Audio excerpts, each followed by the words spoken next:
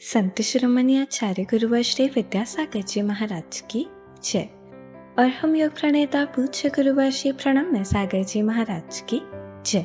ओम अरहम नमः। श्री तत्वाद सूत्र के शंका समाधान सत्र में आप सभी का स्वागत है। आज पूज्य श्री के द्वारा आपकी की गई शंकाओं का समाधान किया जाएगा। यदि आप भी अपनी शंकाएं भेजना चाहते हैं तो विजिट कीजिए ttv.arham.yoga और हमारे शंका समाधान फॉर्म को फिल कीजिए।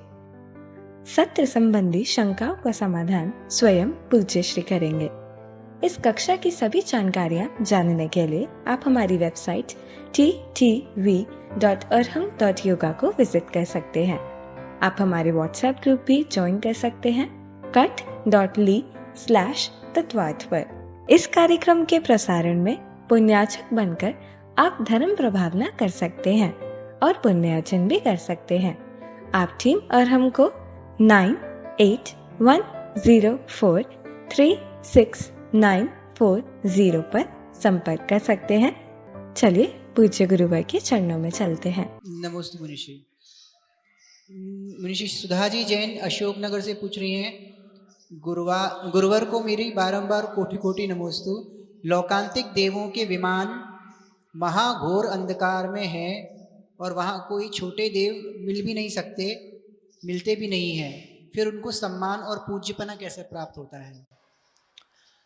जब कोई वहां मिलते नहीं है तो वहां पर उन्हें सम्मान देने की क्या जरूरत है? सम्मान देने के लिए तो कोई अलग जगह ही होगी जहां एक दूसरे को देखने को मिले। मंच पे ही सम्मान होता है, कहीं आने जाने पर कहीं कोई विशेष स्थान होगा तभी वहां पर सम्मान होता है। तो जब कोई देव वहां पर एक दूसरे को, इतना घोर अंधकार है कि वो मिल नहीं पाते हैं, तो वहां पर सम्मान देने की कोई बात नहीं है। वहां तो बस उस अंधकार से निकल जाने की बात होती है, सम्मान देने के स्थान दूसरे होते हैं।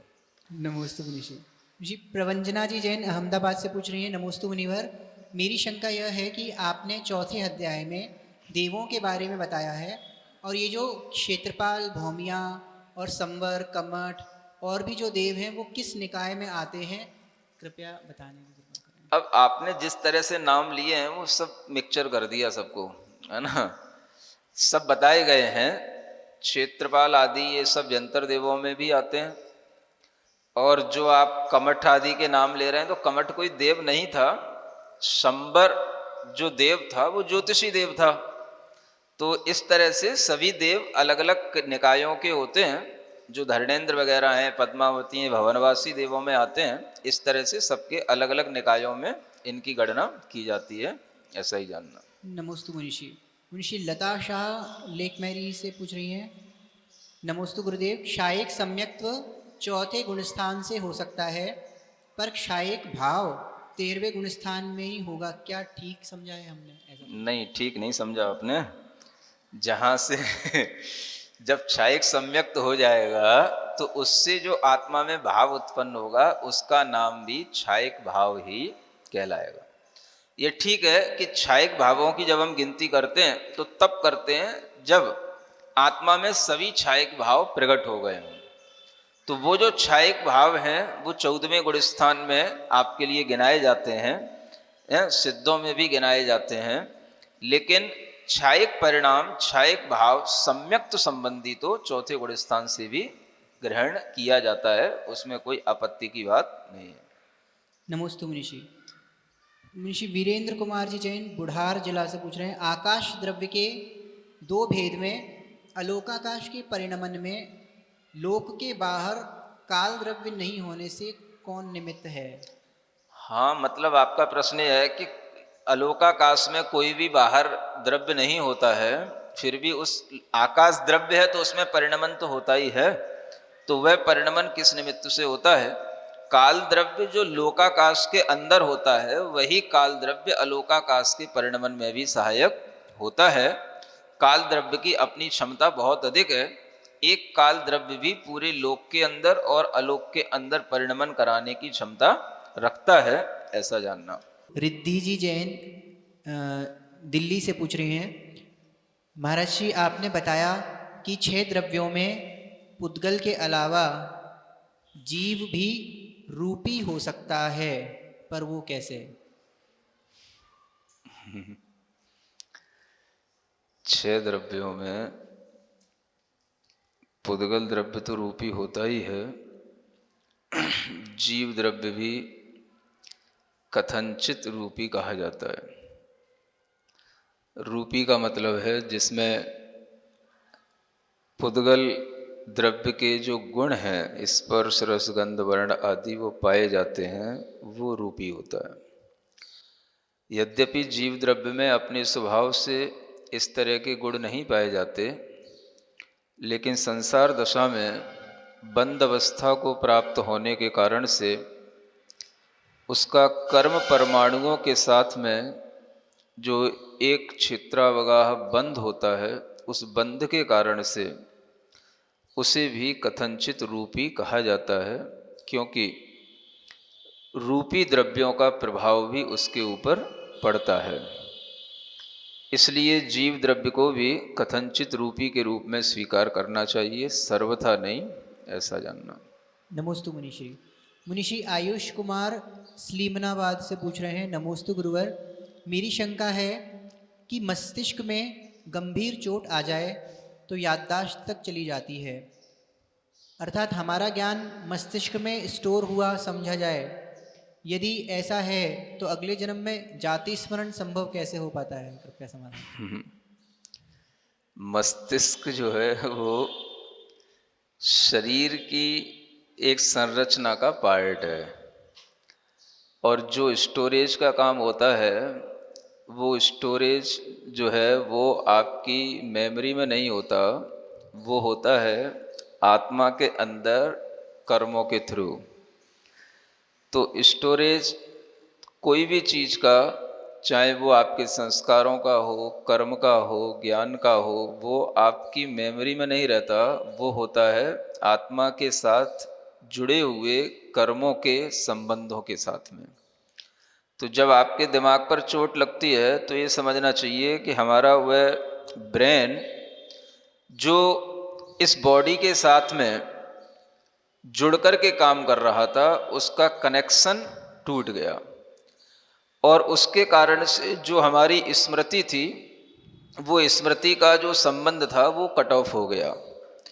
लेकिन भीतर जो हमारे अंदर संस्कार पड़े हुए हैं या कोई भी ज्ञान आदि हमने अर्जन किया है, वो हमारी आत्मा के साथ में बंधा हुआ रहता है, और वह संस्कार पर भव में जाकर के कभी स्मरण में आ जाता है, तो वह जाति स्मरण के रूप में उभर करके आने में कोई बाधा नहीं है। ये समझ करके चलें कि ब्रेन ही सब कुछ नहीं है, brain and soul both are different things, ये जान करके रखना है। नमोस्तु मुनिश्री। मुनिश्री आस्था जी जैन दिल्ली से पूछ रहे हैं, काल की अनंतता से आकाश अनंत है, ये किस अपेक्षा से है? क्योंकि आकाश तो एक अखंड द्रव्य है, तो वो अनंत कैसे हुआ? आपका प्रश्न थोड़ा स्पष्ट अच्छे से नहीं हो रहा है। अपेक्षा लिखना से शायद, काल की अपेक्षा से आकाश अनंत है, ऐसा लिखना। हाँ, काल की अपेक्षा से आकाश तो अनंत नहीं कहा जाता, आकाश स्वयं अपनी अपेक्षा से ही अनंत है, क्योंकि वह विस्तार में अनंत प्रदेशी है। उसका विस्तार जो है वो अनंत प्रदेशों के बराबर है, इसलिए वो अनंत प्रदेशी कहा जाता है। अनंत होना और अखंड होना ये दोनों अलग अलग बात है। अखंड का मतलब है कि उस द्रव्य का कोई भी तरह से पार्ट नहीं हो सकता, वो अपने आप में पूरा है, एक है, और एक होते हुए भी वो अनंत प्रदेशों के साथ में विस्तार को प्राप्त है, इसलिए वो अनंतपने को प्राप्त है, ऐसा कहा जाता है। कोई भी द्रव्य किसी अपेक्षा से अपने स्वरूप को निर्धारण नहीं करता, सब द्रव्यों का अपना अपना स्वभाव, प्रदेश आदि की संख्या पृथक पृथक हुआ करती है। नमोस्तु मुनिश्री। मुनिश्री जिनेश कुमार जी रोहिणी सेक्टर दिल्ली से पूछ रहे हैं, पूज्य गुरुदेव के चरणों में शत शत नमोस्तु। भगवान को केवल ज्ञान होने के बाद उनके ज्ञान में तीनों लोक और तीनों काल हस्त कमलवत झलकने लगते हैं। गुरुदेव, मेरी जिज्ञासा है कि हस्ता कमलवत का क्या अर्थ होता है? हस्ता मलकवत है ना, कमल नहीं होता। माने हस्त माने हाथ, आमलक माने आंवला, हाथ में रखे हुए आंवले की तरह, जैसे हाथ में रखी हुई कोई चीज आपके चर्म चक्षुओं से प्रत्यक्ष होती है और आप उसको स्पष्ट रूप से पूर्णतया जान पाते हैं, ऐसे ही केवल ज्ञान के अंदर पूरा लोक हाथ में रखे हुए आंवले की तरह छोटे रूप में और स्पष्ट रूप से जाना जाता है। छोटे रूप का मतलब यह है कि ज्ञान का विस्तार अधिक है और देखने वाली जो चीजें हैं 3 लोक होते हुए भी वो ज्ञान की अपेक्षा से कम हैं, ऐसा समझना। तो हम इस उदाहरण में ये भी समझ सकते हैं कि हाथ बड़ा है और आंवला छोटा है, माने ज्ञान बड़ा है और लोक अलोक सब मिला करके थोड़ा है।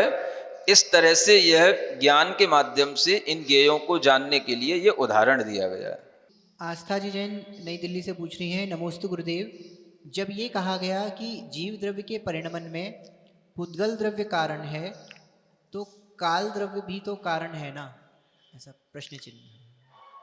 जीव द्रव्य के परिणमन में पुद्गल भी कारण है, काल भी कारण है, और काल के अलावा अन्य भी द्रव्य हैं, मानो धर्म द्रव्य है, अधर्म द्रव्य है, आकाश द्रव्य, सभी कारण हैं।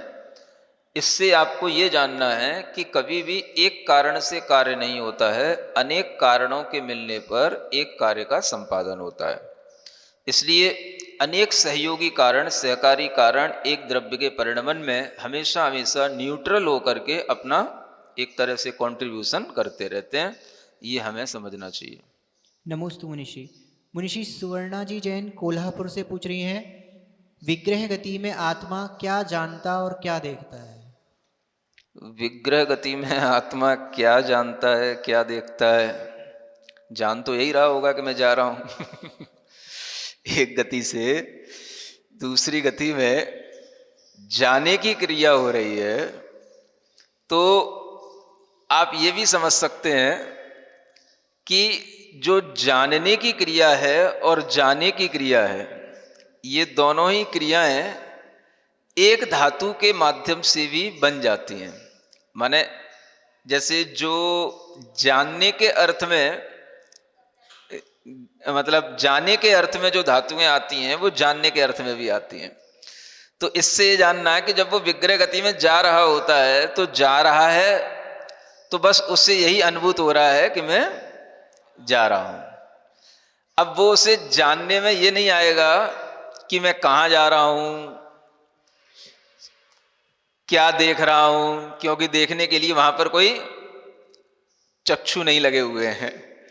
वहां पर आत्मा का जो ज्ञान और दर्शन है वह सिर्फ अपने कार्मण शरीर के साथ में काम करता है, और उस स्थिति में उसके अंदर का अनुभव एक तरह से यूं कहना चाहिए कि जानना देखना तो आपके लिए समझ में आ रहा है कि वो जा रहा है, जान रहा है, लेकिन स्वयं की उसकी अनुभूति देखी जाए तो उसे ये भी पता नहीं होता वास्तव में कि वो कहाँ जा रहा है, क्या जान रहा है, क्योंकि उस सूक्ष्म अवस्था में उसके अंदर बस ज्ञान और दर्शन रहता तो है, लेकिन उसके कोई भी कार्य हमारे ग्रहण करने में नहीं आते हैं।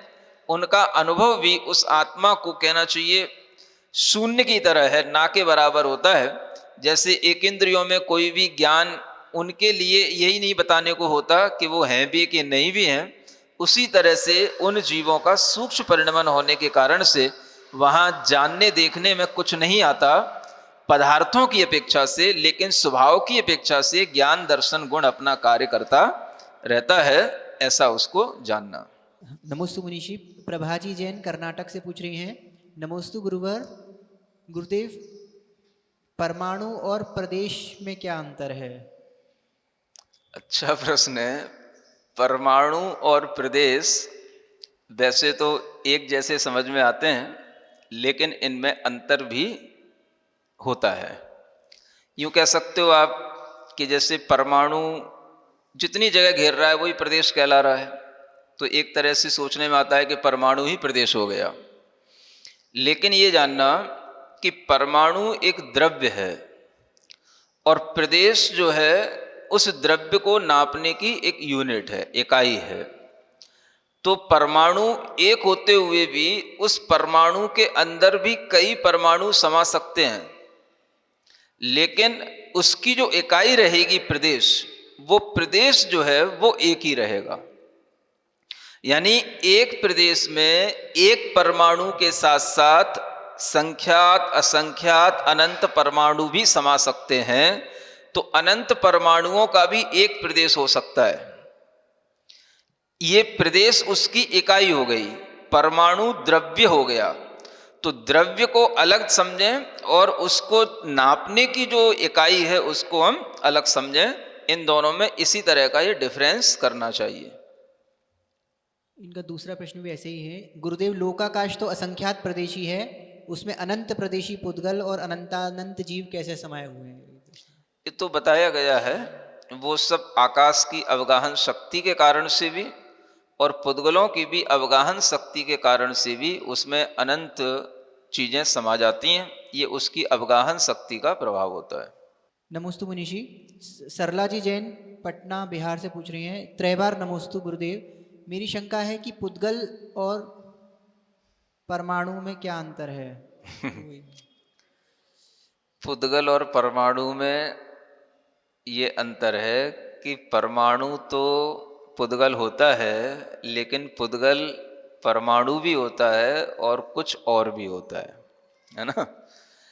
परमाणु तो एक सिंगल एटम का नाम हो गया, लेकिन जब उस परमाणु के साथ में अनेक परमाणुओं की बॉन्डिंग हो जाती है और एक स्कंध बन जाता है, तो वह परमाणुओं का समूह कहलाता है। और उस स्कंध को, उस मॉलिक्यूल को भी पुद्गल ही कहा जाएगा। तो परमाणु पुद्गल है, लेकिन पुद्गल के दो भेद हैं। एक परमाणु जो सिंगल एटम के रूप में है और एक स्कंध जिसमें अनेक परमाणुओं का समूह है। ये पुद्गल पर के दो भेद जानने, एक परमाणु और एक स्कंध। अड़वः स्कंधाश्च, इस सूत्र के द्वारा यही बताया गया। नमोस्तु मुनिषि। मुनिषि अशोक कुमार जी धामनौद से पूछ रहे हैं, महाराज जी को नमोस्तु। ज्योतिष के देव में चंद्रमा को इंद्र और सूर्य को प्रतिंद्र कहा गया है, तो ढाई द्वीप अथवा ढाई द्वीप के बाहर भी जितने भी चंद्रमा और सूर्य हैं 132 आदि, वो सभी इंद्र और प्रतिंद्र होंगे, या फिर ज्योतिष के देव का सबका एक इंद्र और एक प्रतिंद्र माना जाएगा? नहीं, सभी ज्योतिष का एक इंद्र प्रतिंद्र नहीं होता। ज्योतिष देवों में जितनी संख्या में चंद्रमा हैं, वो सभी चंद्रमा अपने आप में एक एक इंद्र हैं। और उन इंद्रों का जो परिवार होता है, उस इंद्र के परिवार में सूर्य प्रतिंद्र होता है। अनेक नक्षत्र ग्रह आदि और भी उसके तारे आदि और भी परिवार जन होते हैं। तो वो सब अलग अलग चंद्रमाओं की संख्या के अनुसार अलग अलग ही इंद्र और प्रतिंद्र की व्यवस्था बनती है, ऐसा जानना। नमोस्तु मुनिषि। मुनिषि तारा राजेंद्र कुमार जी नांदेड़ से पूछ रही हैं, नमोस्तु गुरुदेव, क्या प्रतिमा लिए बगैर अनुव्रत ग्रहण किए जा सकते हैं? क्या अनुव्रतों के लिए प्रतिमा लेना आवश्यक है? अनुव्रत अलग चीज है, प्रतिमा अलग चीज है। प्रतिमा में अनुव्रत गर्भित हैं, लेकिन अनुव्रत में प्रतिमा गर्भित नहीं होती है। अनुव्रत तो केवल 5 संख्या में होते हैं, और जब आप प्रतिमा के व्रत लेंगे तो उसमें 12 व्रतों की संख्या बनती है। इसलिए अलग से आप अनुव्रत पहले ले सकते हैं। अनुव्रतों का अभ्यास होने के बाद ही वह प्रतिमा का ग्रहण किया जाता है। नमोस्तु मुनिश्री। मुनिषी जेके जैन जी दिल्ली से पूछ रहे हैं, रोहिणी से, परम श्रद्धेय गुरुवर के चरणों में बारंबार नमोस्तु नमोस्तु। मेरी जिज्ञासा है कि तीर्थंकर भगवान के सभी गणधर क्या उसी भव से मोक्ष जाते हैं? और तीर्थंकर बालक का जन्माभिषेक करने के बाद उनका नामकरण क्या सौधर्म इंद्र ही करते हैं या कोई और भी कर सकते हैं? तीर्थंकर भगवान के सभी गणधर मोक्षगामी ही होते हैं, ऐसा जानना। क्योंकि गणधरों के पास में सभी प्रकार की रिद्धियां प्रकट हो जाती हैं, और उन रिद्धियों में जो अवधि ज्ञान, जिसे हम सर्वोत्कृष्ट अवधि ज्ञान कहते हैं, सर्वावधि, मनः पर्यय ज्ञान, विपुलमति मनः पर्यय ज्ञान, ऐसे जब ये ज्ञान प्रकट हो जाते हैं तो ये ज्ञान उसी भव में उस जीव को मोक्ष ले जाने वाले होते हैं।